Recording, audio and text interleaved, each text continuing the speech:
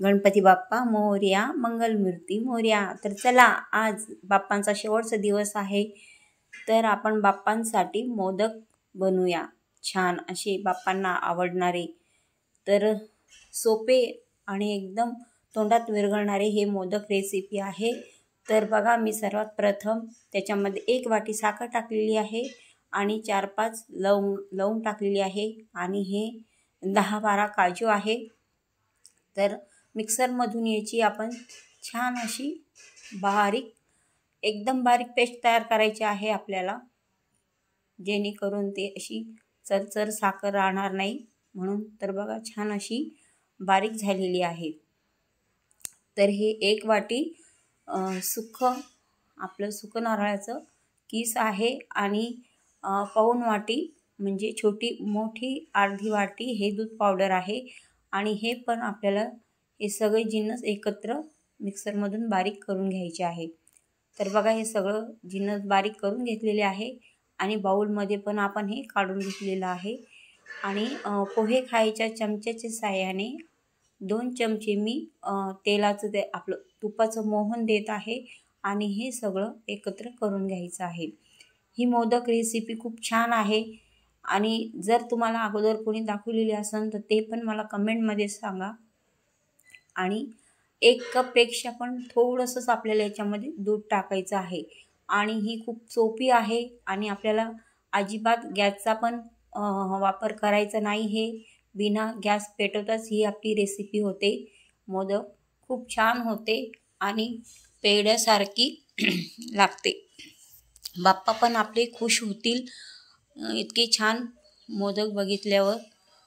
तर हे बघा, इथे एकदम मऊसूद आपला हा गोळा तयार झालेला आहे आणि थोडे आपण ड्रायफ्रूट पण चे काप करून घेतलेले आहे. आणि ह्या मोदक साशाला आपल्याला असं तूप लावून घ्यायचं आहे, हे खाली साशाला चिटकणार नाही म्हणून. तर आता आपण याच्यामध्ये हे सारण भरूया दोन्ही साईडला आणि बाप्पांसाठी मोदक तयार करूया. तर बघा, खूप छान आहे ही आणि सोपी आहे. आपल्याला याला गॅस वगैरे काही जाळायची गरज नाही आहे.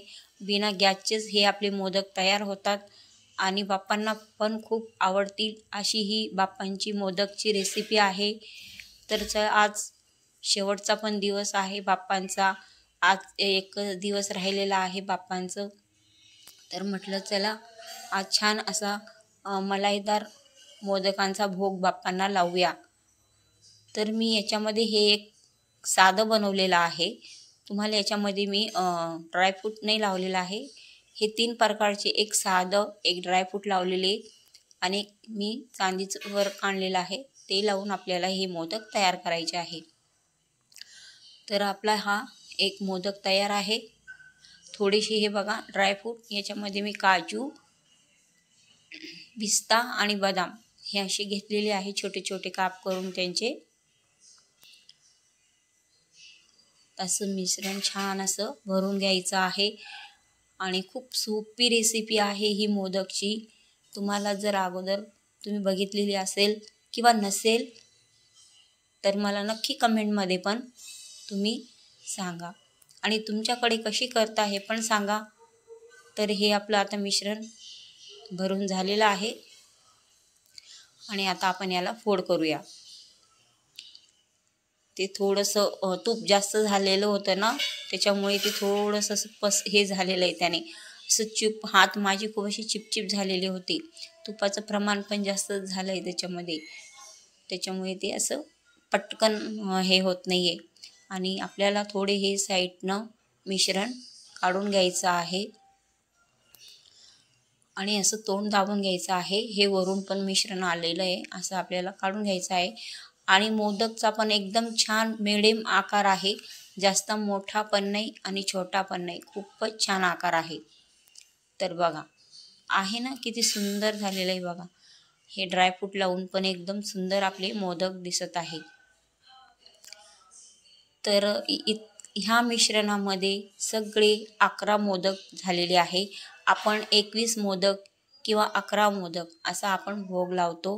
हे आता मी अर्धी मी ड्रायफ्रूटनी बनवलेले आहे आणि हे चांदीच वर्क आहे डेकोरेट करता। तर ते माझं हा तुपाचं होतं तर ते सगळं एकाच याला चिपकून जात होते, म्हणून बघा झाली आपली मोदक रेसिपी किती सुंदर।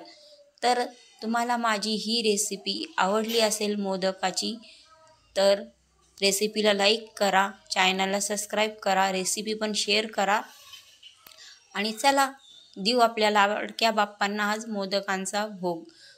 तर चला भेटूया परत दुसऱ्या रेसिपी सोबत।